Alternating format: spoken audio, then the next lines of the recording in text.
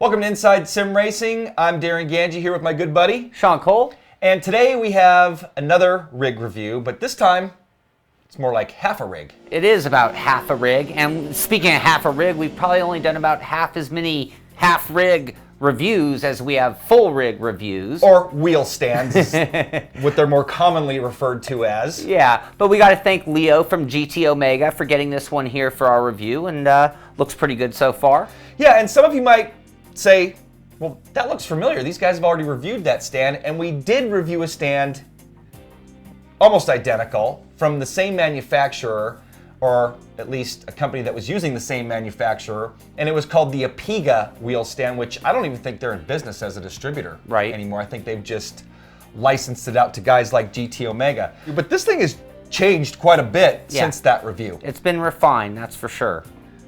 One of the main differences is that this thing is now drilled and ready to accept every wheel and pedal set on the market. At least all the common ones. Thrustmaster, Fanatec, and Logitech, all the big three, are fully, I mean, this thing is drilled in so many places. We've got the T500 mounted to it still, but that's probably the main difference. Absolutely. Now a little bit more information on the GT Omega wheel stand.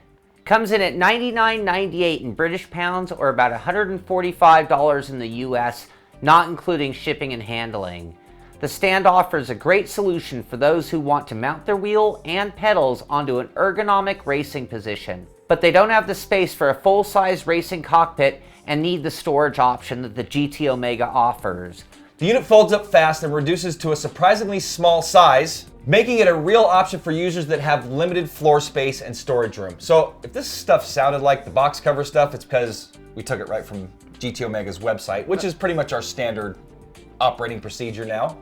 The folded dimensions are 78 by 46 by 19 centimeters, and when opened up, it's 61 by 46 by 78 centimeters. It features adjustable angles, and the wheel stand can be adjusted at actually two different angles, so it's adjustable to two different positions. Yep. Pre-drilled, like we mentioned, for the G27 T500 RS Fanatec wheels, and can also be used for other wheels if you drill it or attach it somehow. I wouldn't go too heavy, though, since it is a wheel stand. Adjustable in angle and height, and adjustable from 56 centimeters up to 78 centimeters in height. So in the dimensions, that was the full height variation there. Exactly. It's got an angled pedal mount that's also pre-drilled for the wheels that we just mentioned, and Club Sport pedals, and comes with a mounting bracket to secure the pedals, which is right here. It also has rubber padded feet for protection of the floor, but it also is for good traction, and they dig it on the carpet as well. Yep. They also have a shifter mount here, which goes for $9.98 British pounds, which is about $15 US, and this is going to work for a Logitech or a Thrustmaster shifter. Or you can buy an additional Fanatec shifter bracket too, so you can get the two bars. And that was $29.99 pounds, which is 45 bucks. Yeah, and you can mount it on either side because there's basically a tube here and here where that gear shift mount slips right in. The GT Omega wheel stand has enough adjustment to cover almost any applicable situation, from driving with an office chair to dining room table chairs and even on the couch.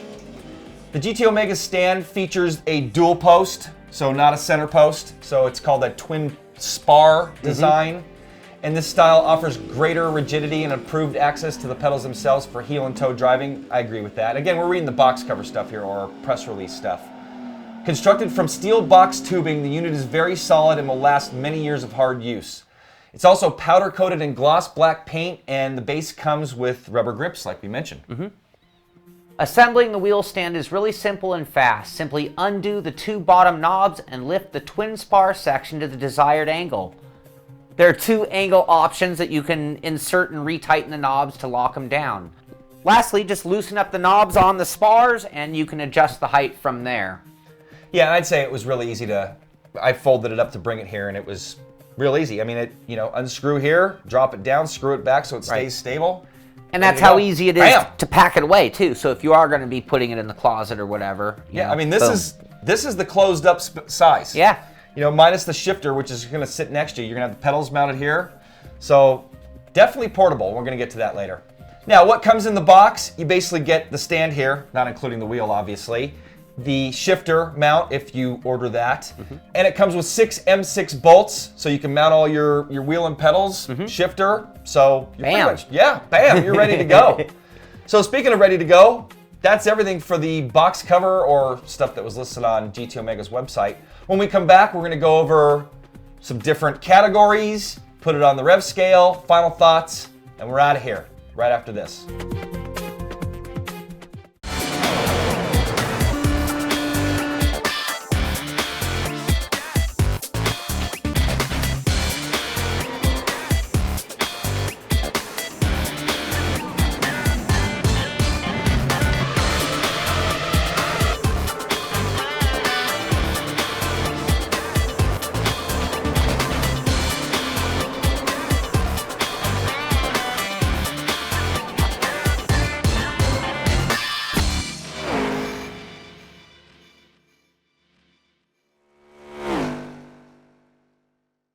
Welcome back to our review of the GT Omega wheel stand. Sean Cole with Darren Ganji, and now it's time to tell you what we think about it a little bit, this wonderful wheel stand. Yep. And where are we going to start off?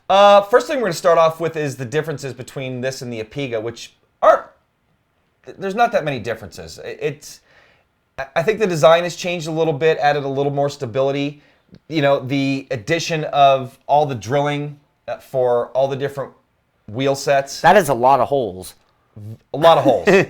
Other than that, it's pretty much the same. So why don't we get into the next category, and that's stability. We kind of mentioned that. And I don't know, Sean, what do you think? I think as far as wheel stands go, this is almost as stable as you're going to get. I mean, we've tried a few of them, a lot actually at this point, and this rivals any on the market. The dual post. Dual spar? Dual spar. It definitely provides additional rigidity. And I like that. It's definitely more stable. Yeah, and I'd say the only place that we're really having wobble is there's some left to right wobble on it, and it's we've mentioned this before. It's the go with the flow wobble. Right. So in other words, you're not fighting it, and the whole wheel stand's not jumping out of your hands or under your feet. And I gotta say, the T500. I mean, look, you can kind of tell by how it's teetering here. That is a heavy wheel. Yeah. And for any wheel stand to be able to accommodate that wheel. Is saying something, because that one probably weighs 5 pounds more than all the other, the Fanatic and the, not counting the newer Fanatic stuff. Right. But anyway, it's unbelievably stable considering the weight, the mass of a T500. Absolutely. Another part of the stability for me is the feet that it's on. Yeah. And they mentioned the rubber grip. Well, again, if your floor is clean, if it's dusty, it's going to slide. But if you have a clean linoleum or tile or wood floor, those things really do grip, and that's part of the stability as well. Yeah, and then on top of that, if you're able to push it up against the wall, that just adds to the stability too. Next up, looks. Powder-coated black. Looks sleek. Nice design. Can't really say much more than that about it. No, I think when it's in its set-up driving position, it has that cockpit look and feel, which I think is another advantage of the dual post design. It gives you a little bit more of that foot box feel like you get from a real race car. Scratches a little bit. I'm noticing a few little surface scratches here, but not too bad considering. I mean, it's just from us mounting the pedals to it and stuff. So I'd say it looks good. You know, it's a nice looking wheel stand. Absolutely. Something I'd be proud to have in my my setup, my Definitely. repertoire. Definitely. And the next category, especially when talking wheel stands, comes down to portability. I mean, that's one of the reasons someone might pick a wheel stand over a full rig. And this one, as you can see, it collapses down well. The other nice thing is even if you have your pedals and your wheel mounted, none of that interferes with the collapsing. So it's really easy to just put it down and then put it away into the closet or wherever you're going to put it away. Yeah, the only thing you're going to do is take off the shifter mount, which is these two knobs right here, slide it right out, and you've got that separate. You can just set it right with it. So very portable. Yeah. A little heavy though. I mean, once, especially with the T500 and pedal set, but it's going to take some... That's a good thing though. Yeah, that's part of the stability, I think. Exactly. Price. Competitively priced in at $145 US at an additional $15 for the shifter mount, but compared to the Grandstand, WheelStand Pro, Rennsport WheelStand, and the Accelerator WheelStand, they're all under $200 for the most part. Well, Grandstand's a little over. Yeah, a little bit more. But I think the Grandstand, due to the fact that it's the 80-20, a little bit more configuration, makes sense that it costs a little bit more. This thing's stamped in China and you know, on an assembly line, where the Grandstands are a little more engineered even. Yes. And more of a custom order, you know, so where they're not on an assembly line. Right, yeah, good point. So compatibility, we mentioned that, compatible with all the wheels. So if you're looking for a wheel stand, you didn't want to go the full route. Here's another thing that's really good about this. We mentioned the grandstand, which of the wheel stands is the only one that allows you to attach a back as well, obviously additionally. This one is now going to have the same thing. Right, so you can actually expand and buy the seat later. Yep. So this is your entry point, and then if you really want the full rig, you add on. You know, the other thing, of everything we've ever tested, I've never seen something more ready in terms of the compatibility issues. So, I mean, again, all of those holes, it looks like Swiss cheese, but what it is not only the option to put my T500 pedals on there, but some distances to be able to move them left and right. Yep, I agree. So, I think that's going to wrap up everything as far as opinion goes on the different categories. Sorry if we missed one. There's only so much we can talk about here with a wheel stand. We don't have a seat. So, I think that's going to take us to our rating, our rev scale. You're up. For me, I think overall we scored this an 8. For me, maybe it even is deserving a little bit touch higher than that in some ways, but overall it is the 8 that we gave it. I think that's a really fair score, but this is one of my favorite wheel stands we've ever tested. And I think it's hard to give it higher than an 8 just based on things like this sitting behind us, the Human Racing GT chassis. You know, we're comparing it to rigs because honestly, this turns into a full rig. Right. So you get the back half and it might be a 9 as a complete rig. Yeah. But I'd say that that's definitely a fair score and hits it right on the head. A high B if you were to in school and rate it, you know, as far as a grading scale. Sure. So final thoughts? Final thoughts, I think for most people who are compromised for space, for money, this is a great option. You know, again, the portability of it is really nice, the compatibility with everything, and coming in at a really inexpensive price. I think it's a great option for a lot of people. I agree. And it comes with the mounting hardware, so you can hard mount any wheel and pedal set.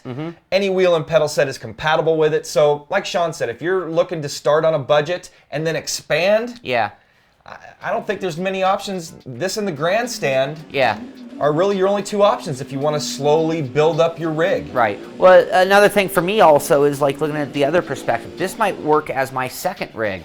And the reason I say it, I always feel kind of funny when I plug a PlayStation into this beast behind me. Yeah. So this would make me like something that I could put upstairs in the living room maybe and keep my rig as pristine as I want it to be as a PC rig and then have a second option. I'm with you.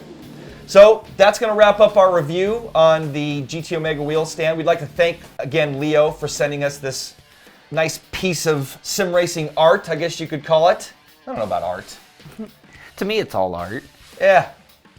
Great peripheral, though. If you're interested in checking one out, go to gtomegaracing.com. Again, they're going for about 145 here in the U.S., about 100 British pounds. Ships anywhere in the world. Obviously going to be a lot cheaper if you live in Europe or even in the UK. I think Leo's got a few distributors now, too, so he's got them coming from different locations. It'll just, I mean, with our audience, it'll come down to where you are and where their distribution is. Yep. Check out our other rig reviews at our website, isrtv.com. Besides the wheel stands, we have tons of rig reviews, probably more than you're going to find anywhere on the planet. Like us on Facebook, follow us on Twitter, and subscribe to us here on YouTube.